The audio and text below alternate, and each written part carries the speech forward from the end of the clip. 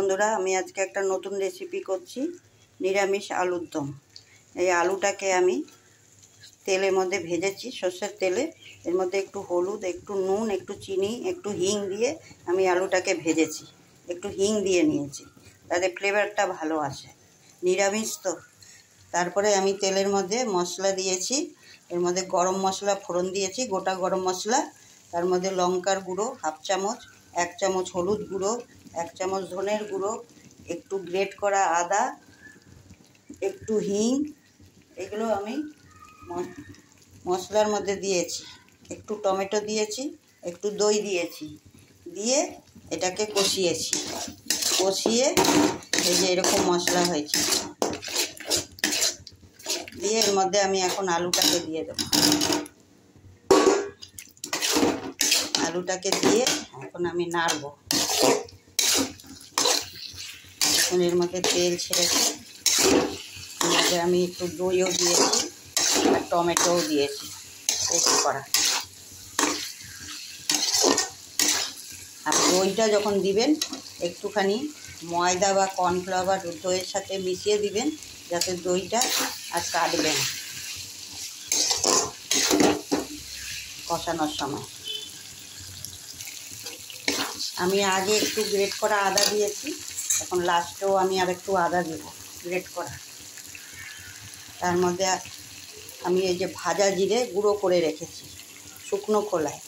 আমি কিন্তু ভাজা জিরা ওই মশলাতে দিইনি, কাঁচা জিরা। আমি ভাজা জিরাটা আমি এখন মশলার সাথে দিয়ে দেব। দিয়ে আমি এটাকে নাড়াবো।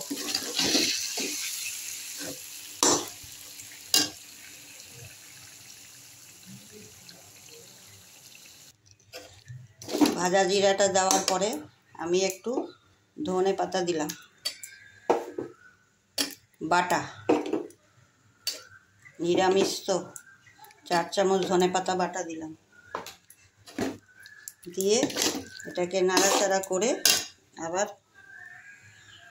দেখুন আলুটা কষানো হয়ে গেছে। আমি এর মধ্যে এখন জল দিয়ে দেব। বেশি জল দেব না, একটু মাখা মাখাই রাখবো। যারা জল বেশি একটু দিতে পারেন, অসুবিধা নেই, কিন্তু আমি একটু মাখা মাখাই রাখবো। আলু নিরামিষ আলুর দম তো, ওই জন্য।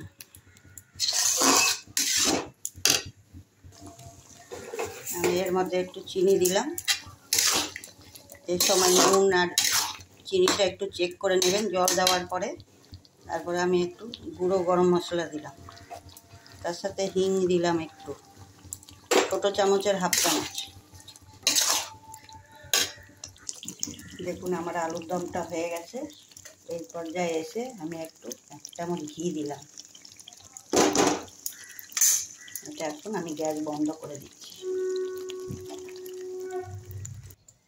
দেখুন আমার আলুর দমটা, এর উপরে আমি একটু ধনে পাতা কুচানো ছড়িয়ে দিচ্ছি।